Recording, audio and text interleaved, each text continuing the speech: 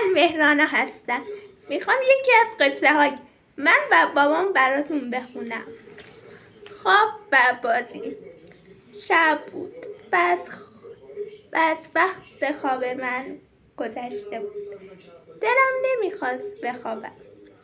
بابام مرا برد توی رخت خوابم گذاشت و گفت پسر خوبی باش و بگی بخواب تا بتوانی صبح زود بیدار شوی و خوشحال و به موقع به مدرسه بروی.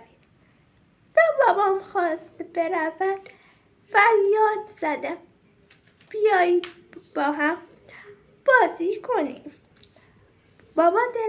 بابام دلش برایم سوخت. مدتی با من گاری بازی کرد.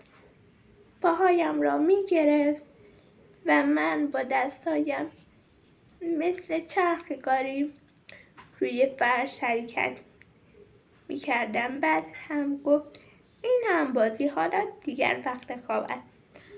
من رو توی رخت خواب گذاشت ولی تا باز خواست برود فریاد زدم خوابم نمی آید، بیایید باز هم بازی کنیم. بابام باز هم دلش برایم سوخت و با من بازی کرد. آن وقت مرا توی رخت خواب گذاشت و خواست برود. این بار پریدم بغلش کردم و با گریه گفتم اگر شما بروید خوابم نمیبرد. بابام خیلی دلش برایم سوخت. آمد و روی همان تخت خواب کوچکم تا صبح کنارم خوابید. به خودم